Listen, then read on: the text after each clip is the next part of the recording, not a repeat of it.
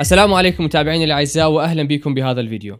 راح اتكلم وياكم ان شاء الله بهذا الفيديو عن هذا اللابتوب، لابتوب جيمنج من شركة اسوس. طبعا بهذا الفيديو راح يكون ويا صديقي حسين.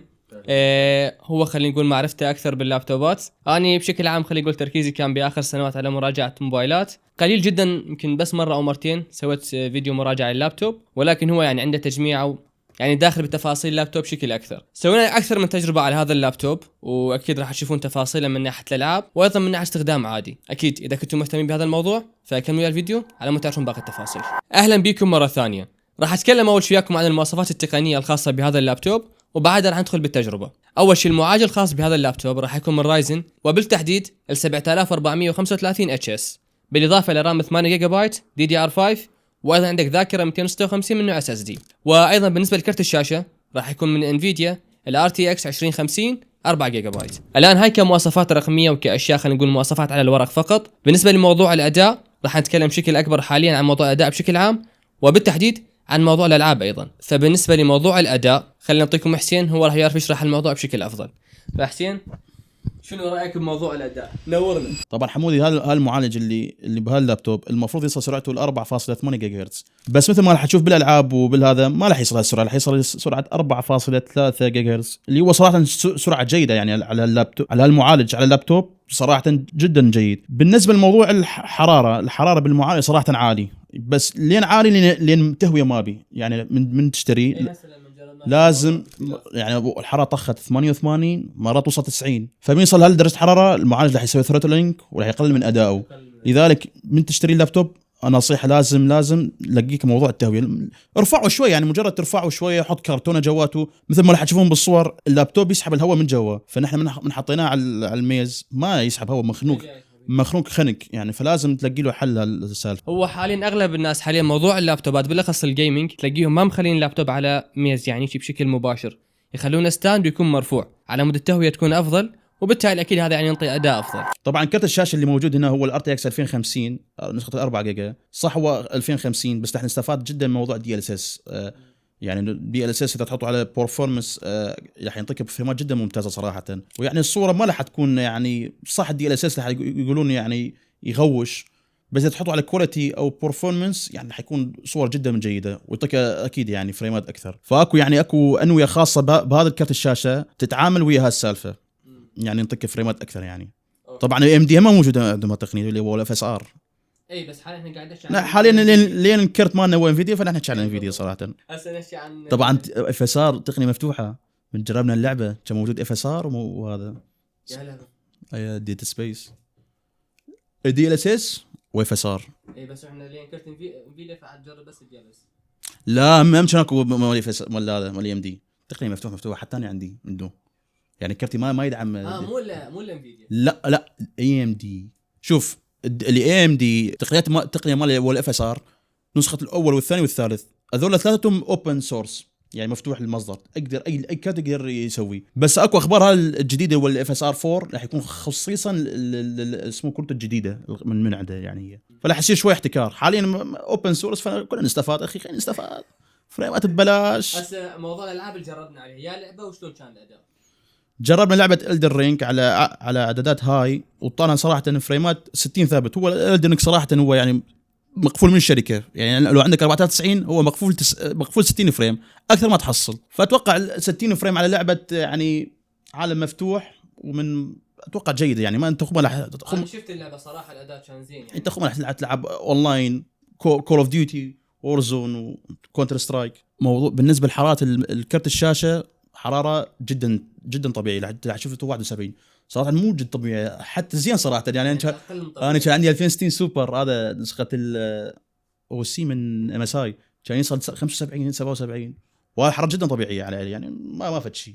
ايه فموضوع الحراره كان مرتفع شوي اكثر من طبيعي بالمعالج، فانت لو شوي تسوي له تهويه راح تنقص درجه الحراره، بس لا تتوقع كثير يعني. هم راح تظل بالثمانينات صراحه. الثمانينات بالديسكتوب جدا عالي، بس نحن نعرف انه اللابتوب محصور محشوك حشك يعني، معالج وكرت الشاشه والشاشه والرامات والاس اس دي كله محشور بهالمساحه صغيره، طبعا راح يرتفع درجه حرارته يعني. ما بمجال يعني هذا المشكله موجود بكل اللابتوبات، ما له حل، ما لا تقنعني، ما بأي حل. لازم ينتفع درجه حرارتك. فموضوع الثمانينات كلابتوب اشوفه زين صراحه.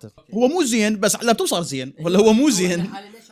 هو مو زين يعني الديسكتوب مو زين بس هو كلابتوب صار زين صراحه. ديد سبيس هاي اللعبه صراحه مفاجئني. انا قلت هذه اللعبه ممكن ما راح يجيب 30 بس دي ال اس ساعد هواي. شفنا يمكن كذا 60 لو اي 60 تقريبا وصل بس تقريبا وصل 60 تقريبا وصل 60 كمتوسط على لعبه ديد سبيس ولعبه ديد سبيس ريميك لعبه يعني حديثه 2022 الجرافيك بي كله اضاءه فمتطلب جدا على المعالج. لذلك حتى شفت استهلاك المعالج قام يغص مو قام يغص يعني قام يستهلك 500 600 من قوته قام يستهلك اللعبه.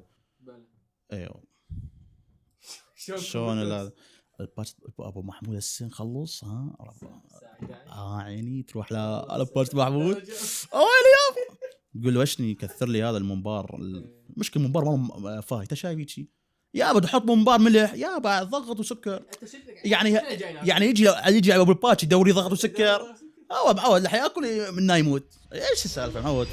الان خلصنا موضوع الاداء وموضوع الالعاب. بالنسبه لموضوع الشاشه صراحه كتجربه شخصيه اني حتى كحسين ايضا شاف الشاشه يعني خلال تجربتنا اليوم الشاشه تعتبر كلش حلوه IPS 15.6 انش بمعدل تحديث 144 هرتز. طبعا مداخلتك على كلامك الشاشه لين صغيره وفول اتش دي راح تكون كثافه البكسلات بيها حيل عاليه فتصور الشاشه احلى اللي عندي بالبيت يعني اللي ديسكتوب اللي 27 اشوف احلى لين تصير صغيره فتصير مشبعه بالوان كثير فيني شلون. فهذا جدا نقطه عجبني بيه. وايضا شغله ثانيه موضوع زوايا الرؤيه بهاي الشاشه انا جربتها من اكثر من زاويه.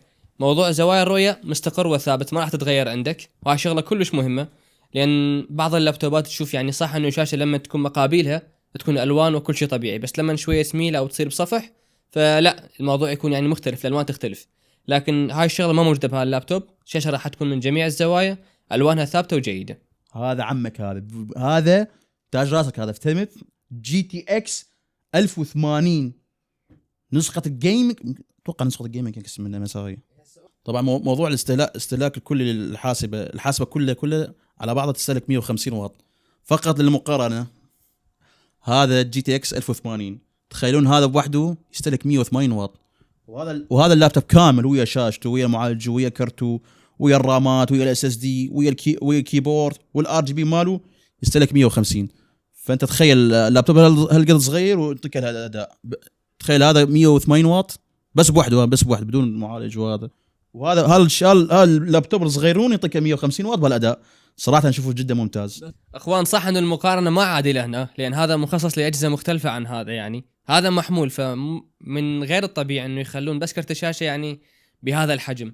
الفكره كلها انه الجهاز يكون محمول وسريع التنقل. صح ان المقارنه يعني خلينا نقول مو هذا ولكن بس للتوضيح انه يعني كفرق استهلاك الطاقه بين هذا يعني خلينا نقول قطعه من جهاز كامل وهذا كجهاز كامل ايش قد يستهلك. صراحه نصيحتي من تشتري لازم تلاقي له يعني حل التهويه شويه ارفعه من ارض كرتونه شيء او اكو اشياء يمكن اكو ستاندات يمكن من ستاندات اتوقع يبيعون يعني تحط 20 او 25 عرفت وبمراوح همين يساعد. هذاك برو ماكس هذاك مستوى يعني شويه مال الناس مثقفه. ايه ما حتى المراوح المهم تعطيه تنفس بس تعطيه تنفس شوي الحين زلفت 5-6 درجات من درجه حراره المعالج. ايه بس الالعاب يعني الالعاب يستهلك يعني انويه كثير صراحه فموضوع تصفح مستحيل تصل لدرجه الحراره. طبعا اكيد بالنسبه لموضوع التصفح اعتيادي اكيد ما راح تواجه اي مشكله. الجهاز معالجه قوي والرامات يعني جيده. والشغله الثانيه بالنسبه لموضوع الذاكره 256 بعض الناس يكون هذا يعني قليل بالنسبه لهم فهذا الموضوع ممكن يكون قليل بالنسبه لهم واكيد راح يكون قليل بالنسبه للناس اللي تلعب العاب بما انه اللابتوب جيمنج.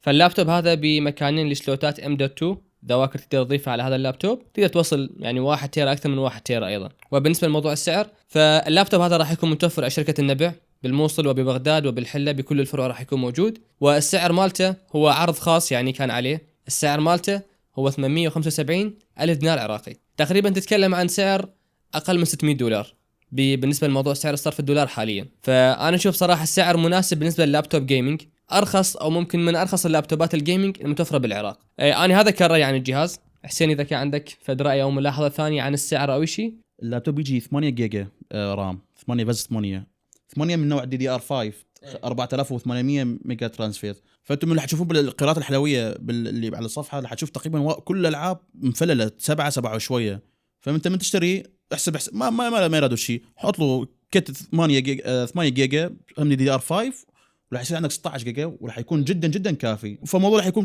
كلش تمام. يعني حاليا ماكو لعبه تستهلك اكثر من 16 جيجا، فحيكون كلش تمام وكافي. فهذا كان بالنسبه لموضوع مراجعه هذا اللابتوب من شركه اسوس.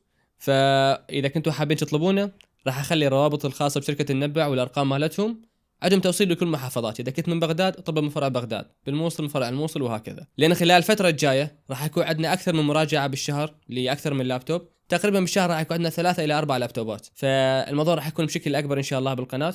اذا عجبكم هذا الاسلوب، يكون اسلوب خلينا نقول حواري، اكيد اكتبوا لنا اراءكم بالتعليقات. استاذ حسين شكرا لمشاركتي بهذا الفيديو.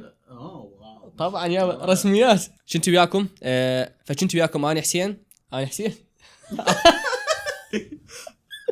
فانا كنت وياكم محمد وصديقي حسين، وان شاء الله نشوفكم فيديو الجاي. السلام عليكم.